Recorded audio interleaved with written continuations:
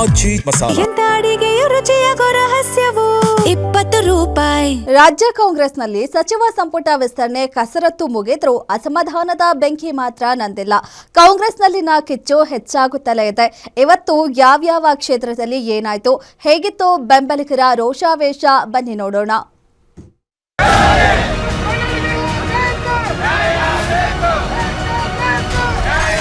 ರಾಜ್ಯ ಕಾಂಗ್ರೆಸ್ನಲ್ಲಿ ಭುಗಿಲೆದ್ದ ಮಂತ್ರಿ ಪಟ್ಟದ ಕಿಚ್ಚು. ಬಂಗಾರಪೇಟೆ ಹಾವೇರಿಯಲ್ಲಿ ಕಾರ್ಯಕರ್ತರ ರೋಷಾಗ್ನಿ. ಸಚಿವ ಸ್ಥಾನದ ಬಗ್ಗೆ ಹೈಕಮಾಂಡ್ಗೆ ರೆಕಮೆಂಡ್ ಮಾಡಿ. ನಾನೇನು ಅರ್ಜಿ ಆಗಿರಲಿಲ್ಲ ರೀ ಮಂತ್ರಿ ಮಾಡೋಕ್ಕೆ ಆಗ್ಬೇಕಂತೇಳಿ. ಸಿದ್ದರಾಮಯ್ಯನವರೇ 3 ಸಲ ಬಹಿರಂಗ ಸಭೆಯಲ್ಲಿ ಹೇಳಿದರು.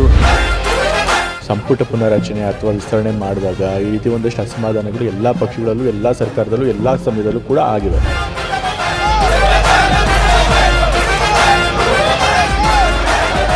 ಬಂಗಾರಪೇಟೆ ಶಾಸಕ ಎಸ್ಎನ್ ನಾರಾಯಣಸ್ವಾಮಿಗೆ ಸಚಿವ ಸ್ಥಾನ ಸಿಗದ ಹಿನ್ನೆಲೆಯಲ್ಲಿ ಬೆಂಬಲಿಗರು ನಗರದ ಬಸ್ ನಿಲ್ದಾಣ ವೃತ್ತದಲ್ಲಿ ಟೈರ್ಗೆ ಬೆಂಕಿ ಹಚ್ಚಿ ಕಾಂಗ್ರೆಸ್ ಹೈಕಮಾಂಡ್ ವಿರುದ್ಧ ಆಕ್ರೋಶ ವ್ಯಕ್ತಪಡಿಸಿದ್ದಾರೆ. ಈ ವೇಳೆ ಪ್ರವೇಶ ಮಾಡಿದ ಪೊಲೀಸರು ಬೆಂಕಿ ನಂದಿಸಿ ಪರಿಸ್ಥಿತಿ ಹತೋಟಿಗೆ ತರಲು ಯತ್ನಿಸಿದಾಗ ಮಾತಿನ ಚಕಮಕಿ ನಡೆದಿದೆ. ಅಷ್ಟೇ ಅಲ್ಲದೆ ಅಂಗಡಿ ಮುಂಗಟ್ಟುಗಳು ಬಂದಾದ ಪರಿಣಾಮ ಜನರು ತೀವ್ರ ಪರದಾಡುತ್ತಿದ್ದಾರೆ. ಇತ್ತ ಹಾವೇರಿಯಲ್ಲೂ ಬ್ಯಾಡಗಿ ಶಾಸಕ ಬಸವರಾಜ ಶಿವಣ್ಣನವರ ಬೆಂಬಲಿಗರು ಹೈಕಮಾಂಡ್ ವಿರುದ್ಧ ಸೆಡ್ಡು ಹೊಡೆದು ಬೃಹತ್ ರ್ಯಾಲಿ ನಡೆಸಿದ್ರು. ಮುರುಘರಾಜೇಂದ್ರ ಮಠದಿಂದ ಮೈಲಾರ ಮಹದೇವಪ್ಪ ಸರ್ಕಲ್ವರೆಗೆ ನಡೆದ ಈ ಪ್ರತಿಭಟನೆಯಲ್ಲಿ 1000ಕ್ಕೂ ಹೆಚ್ಚು ಬೆಂಬಲಿಗರು ಭಾಗಿಯಾಗಿದ್ರು. ಈ ವೇಳೆ ಅಕ್ಕಿಮಠದ ಗುರುಲಿಂಗ ಶ್ರೀಗಳು ಪ್ರತಿಭಟನೆಗೆ ಸಾಥ್ ನೀಡಿ ಶಿವಣ್ಣನವರಿಗೆ ಮಂತ್ರಿಗಿರಿ ನೀಡಲೇಬೇಕು ಅಂತ ಪಟ್ಟು ಹಿಡಿದ್ರು. ಸಚಿವ ಸ್ಥಾನದ ಬಗ್ಗೆ ಹೈಕಮಾಂಡ್ಗೆ ರೆಕಮೆಂಡ್ ಮಾಡಿದ್ರು, ಶಿಫಾರಸು ಮಾಡಿದ್ರು. ಹಾಗೆ ಆಕೈತಿ ಅಂತಕ್ಕಂಥ ನನಗೂ ವಿಶ್ವಾಸ ಇತ್ತು, ನಮ್ಮೆಲ್ಲ ಕಾರ್ಯಕರ್ತರಿಗೂ ಮುಖಂಡರಿಗೂ ಕೂಡ ವಿಶ್ವಾಸ ಇತ್ತು.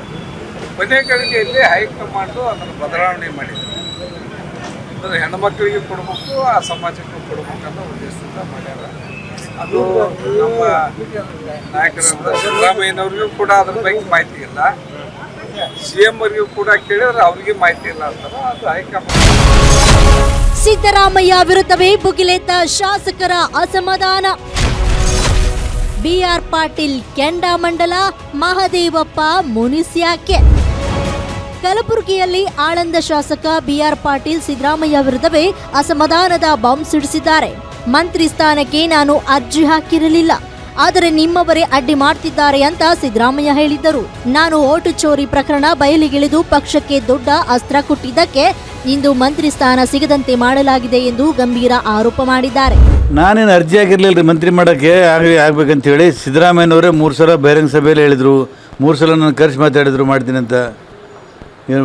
ಕಟ್ಲಿ ಆಗಲಿಲ್ಲ, ಕೇಸ್ ಆಗಲಿ, ಈಗ ಮಾಡೋಕ್ಕಾಗಿಲ್ಲ.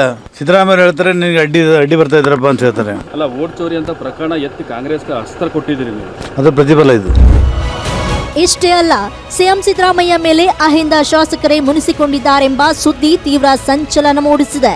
ತಮಗೆ ಸಚಿವ ಸ್ಥಾನ ಸಿಗದೇ ಇದ್ದದ್ದಕ್ಕೆ ತೀವ್ರ ಬೇಸರಗೊಂಡಿರುವ HC ಮಹದೇವಪ್ಪ ಬೆಳ್ಳಂಬೆಳಿಗ್ಗೆ ದೆಹಲಿಗೆ ಹಾರಿದ್ದಾರೆ. ಸಿದ್ದರಾಮಯ್ಯ ತಮ್ಮ ಹೆಸರನ್ನ ಬಲವಾಗಿ ಶಿಫಾರಸು ಮಾಡಬೇಕಾಗಿತ್ತು, ಅಹಿಂದ ನಾಯಕರನ್ನ ಕೈ ಬಿಡಬಾರ್ದಿತ್ತು ಎಂಬುದು ಅವರ ಬೇಸರಕ್ಕೆ ಕಾರಣ.